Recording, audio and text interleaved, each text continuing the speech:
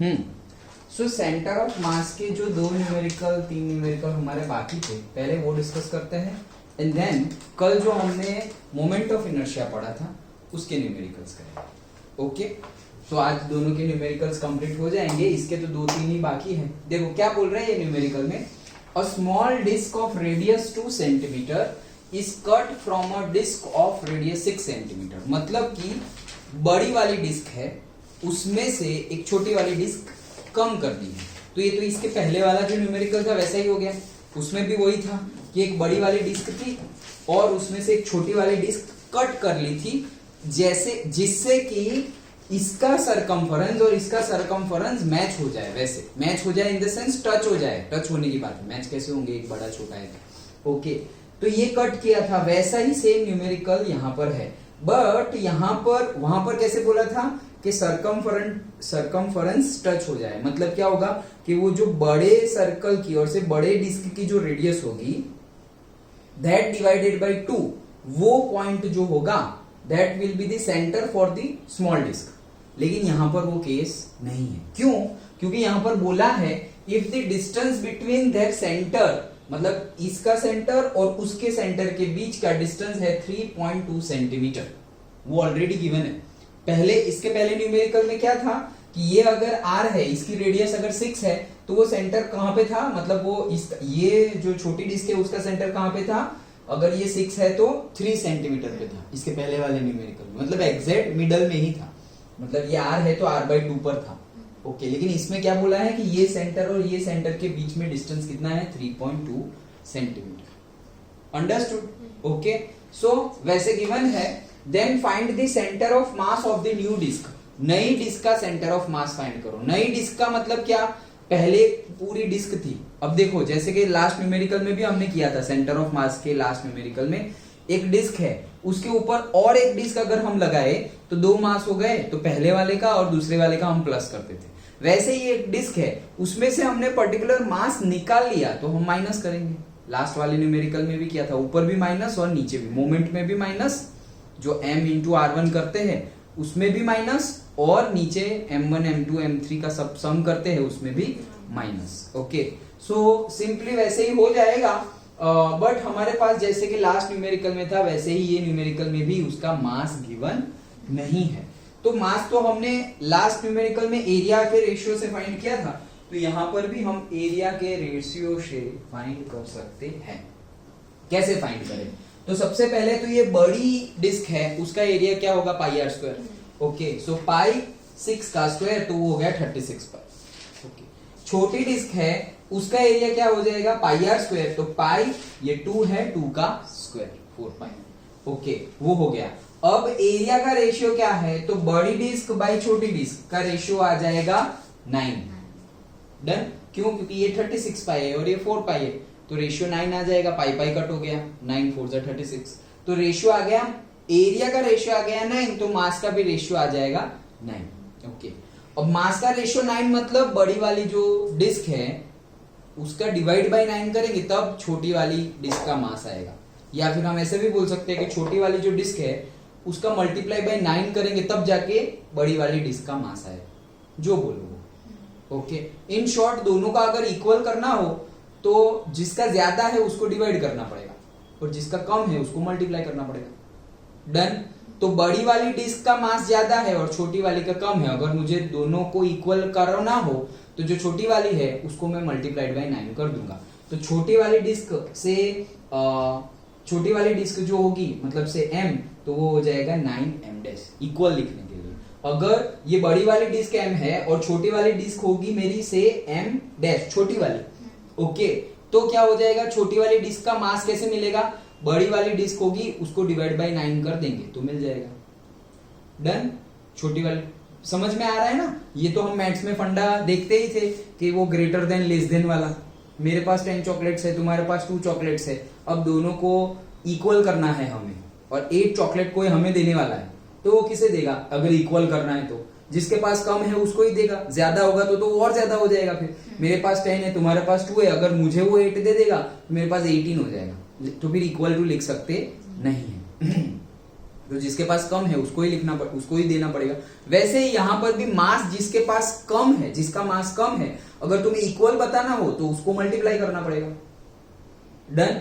तो छोटी जो मास है उसको तुम 9 से मल्टीप्लाई करोगे तब जाके बड़ी का मास मिलेगा। या अनदर वे में अगर तुम देखो तो बड़ी वाली का जो मास है उसको डिवाइड बाय 9 करोगे तब जाके छोटे का मास मिलेगा। Done, no doubt. ओके, तो ये हमें मास मिल गया। अब तो सिर्फ फॉर्मूला में वैल्यू पुट करनी है। हम यहाँ पर एक्स कोऑर्डिनेट ढूंढ रहे हैं। क्यों? क्योंकि एक्स एक्सिस के अराउंड में ये सिमेट्री है, वाई के अराउंड में ये सिमेट्री नहीं है। एक्स के अराउंड में देखो ऊपर जैसा है वैसा ही नीचे है, तो वाई सी एम हम फाइंड नहीं करेंगे, एक्स सी एम फाइंड करेंगे, हमारा एक्स एक्सिस पर ही होगा। So X C M is equals to, हमारा जो फॉर्मूला है वही है लेकिन फॉर्मूला में प्लस था, यहाँ पे हम निकाल रहे हैं तो माइनस। तो m1x1 minus m2x2 upon m1 minus m2 x1। x1 मतलब क्या है कि जो पहली वाली m1 and x1, तो पहले वाला जो है उसका और दूसरे वाला जो है उसका। तो अब x1 ये जो था वो तो हमने कोऑर्डिनेट ही लिया हुआ है, ओरिजिन ही लिया हुआ है, तो वो तो m into 0। Okay, minus m2 ये जो दूसरी वाली है उसका x कोऑर्डिनेट, मतलब मास m2 क्या है तो भाई m/9 है, तो m/9 लिख दिया। अब ये x2 ओरिजिन से कितना दूर है, तो ये ओरिजिन है तो x2 यहां से कितना दूर है, तो वो तो बताया हुआ है, ये 3.2 सेंटीमीटर दूर है। दोनों वैल्यू पुट कर दी, और नीचे भी वैल्यू पुट कर दी, तो हमें फाइनल आंसर मिल गया माइनस ऑफ 0.4 मीटर। मतलब ओरिजिन से वो माइनस मतलब नेगेटिव साइड जा रहा है, तो यहां से 0.4 मीटर जाएंगे, यहां जाकर हमें हमारा सेंटर ऑफ मास मिलेगा। तो वही पूछा है कि then find the centre of mass of the new, तो नया सेंटर ऑफ मास कहां होगा, तो हम बोलेंगे new centre of mass is on the same x axis but towards the left hand side से 0.4 मीटर। डन, पक्का समझ में आ गया। सिर्फ फॉर्मूला में वैल्यू पुट की है लेकिन माइनस साइन है वो याद रखना, और मास कैसे निकाला वो एरिया के रेशियो से मास निकाला। डन, ओके, चलो तो देन नेक्स्ट न्यूमेरिकल देखते हैं। देखो क्या है, if a linear mass density, पहले तो ये टर्म समझो, लीनियर मास डेंसिटी। डेंसिटी मतलब क्या, डेंसिटी मतलब mass by volume is density. Okay, mass per unit volume is density. अब ये लीनियर मास डेंसिटी क्या है, linear mass density means density पर यूनिट लेंथ, लीनियर बोला है ना इसलिए, डेंसिटी पर यूनिट लेंथ, मतलब 1 मीटर का रॉड ले लिया, उसकी डेंसिटी कितनी है, क्योंकि 1 मीटर यूनिट लेंथ हो गई ना, तो 1 मीटर का रॉड ले लिया, उसकी डेंसिटी कितनी है, तो वो हो जाएगी डेंसिटी पर यूनिट लेंथ। फिर से ये तो लीनियर था, एरिया मास डेंसिटी भी आएगा, तो वो क्या हो जाएगा, density per unit area. Volume mass density भी आ सकता है, तो वो क्या हो जाएगा, डेंसिटी पर यूनिट वॉल्यूम। समझ में आया, लीनियर मतलब लेंथ, एरिया मतलब हमारा area A, and volume density में वॉल्यूम मतलब हमारा वी। पर यूनिट बोले तो अगर लीनियर मास डेंसिटी बोला है तो नीचे डेंसिटी डिवाइडेड बाय नीचे 1 मीटर आ जाएगा, लीनियर है इसलिए। अगर एरिया मास डेंसिटी बोले तो density divided by 1 metre square आएगा, एरिया का यूनिट 1 मीटर स्क्वायर, ऐसा यूनिट। ओके, और अगर वॉल्यूम डेंसिटी बोले तो ऊपर डेंसिटी डिवाइडेड बाय क्या आ जाएगा, 1 यूनिट हमारा वॉल्यूम, मतलब वो कितना होगा, 1 मीटर का क्यूब, ऐसा यूनिट।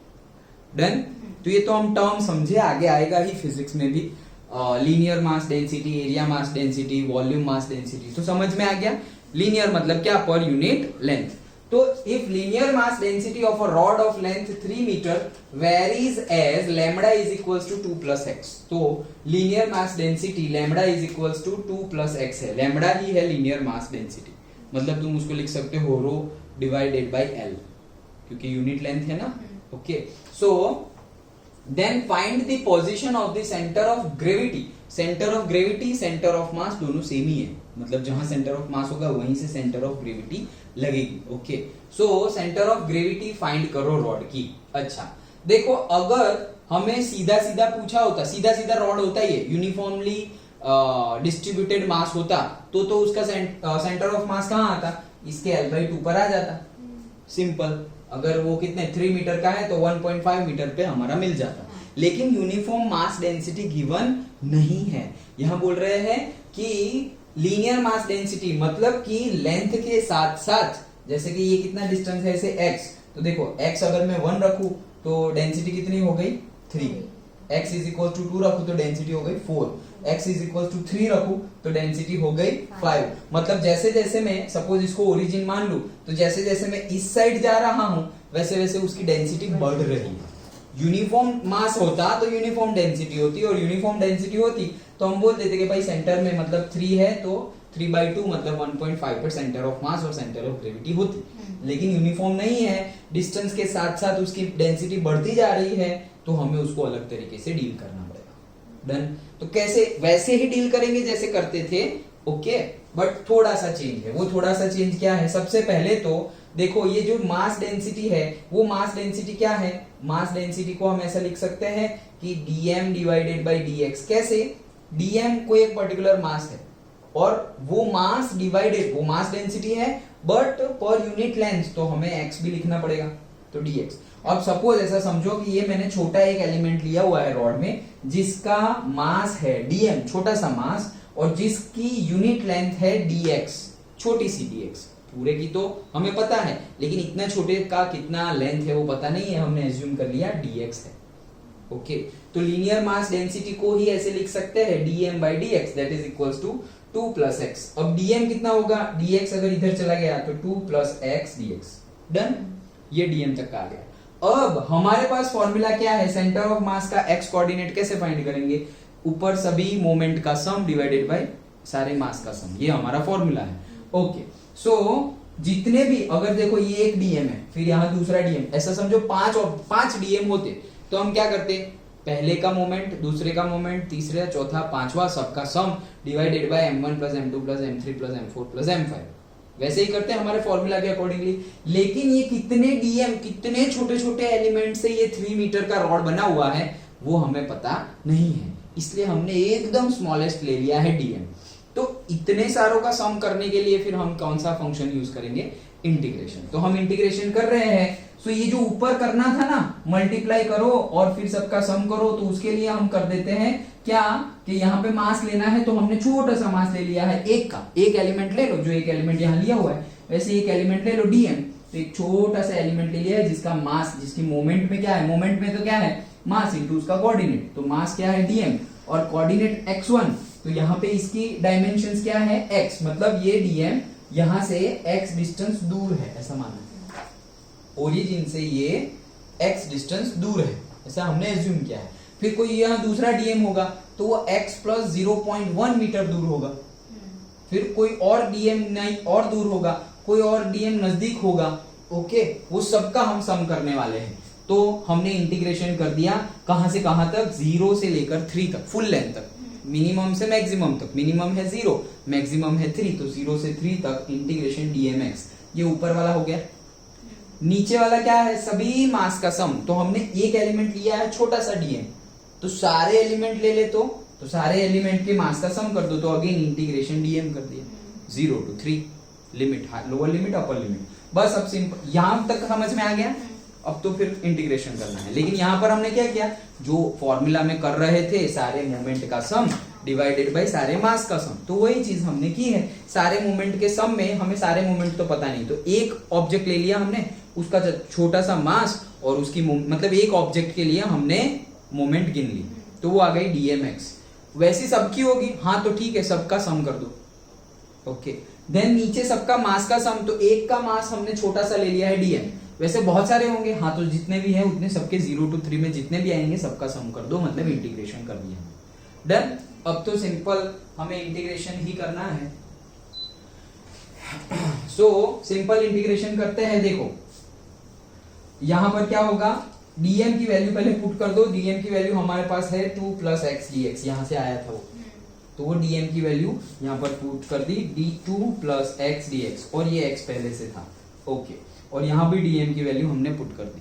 डन। अब करते हैं, तो देखो पहले तो क्या होगा? ये x अंदर मल्टीप्लाई हो जाएगा तो 2x हो गया, और यहाँ पे x स्क्वायर हो गया। डन। अभी 2x ये रहा प्लस x स्क्वायर dx, और यहां पर तो जो था वैसा ही है। तो अब देखो कैसे करेंगे? 2x का भी इंटीग्रेशन करना पड़ेगा, x स्क्वायर का भी करना पड़ेगा। तो सबसे पहले 2 common, integration of x dx क्या था याद है? एक्स डी एक्स का इंटीग्रेशन क्या होता था?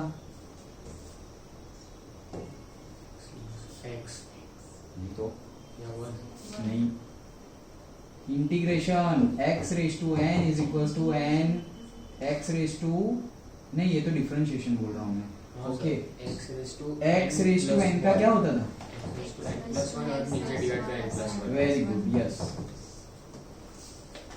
ओके, तो ये इंटीग्रेशन था हमारा।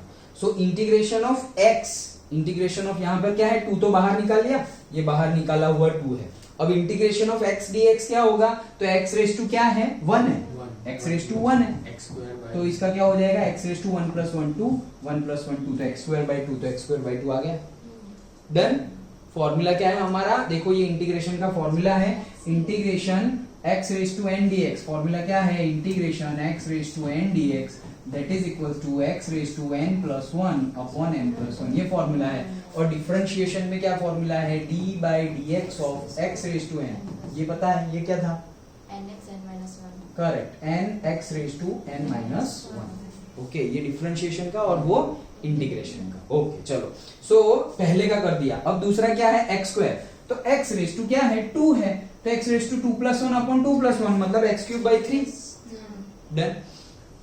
उसकी लिमिट लिख दी 0 to 3। नीचे क्या है, नीचे है भाई पहले तो 2 है, 2 है तो 2 तो बाहर निकल गया, तो फिर इंटीग्रेशन dx आ गया। ओके, अभी इंटीग्रेशन dx का क्या होता है, याद है, x होता है, वो भी ये रूल के अकॉर्डिंगली ही है। कैसे, यहाँ पे कुछ नहीं है तो मैं ऐसा लिख सकता हूँ x raise to 0, x raise to 0 कितना होता है, 1, तो ये 1 ही है ना, यहाँ पे 1 तो होगा ही ना। इंटीग्रेशन dx देखो ये ऐसे लिखो, अब ये वापस यही फॉर्मूला आ गया, x raise to 0 plus 1 0 plus 1, तो x आ गया ना। डन। ओके, सो यहाँ पे आ गया 2x, फिर और क्या है x, तो x का तो अभी किया था हमने x स्क्वायर बाई 2, फिर से लिमिट रख दी। डन। ओके, सिंपल इंटीग्रेशन है। नाउ लिमिट पुट करो, देखो सभी जगह पर x है तो तुम 0 पुट करोगे तो आंसर 0 ही हो जाएगा।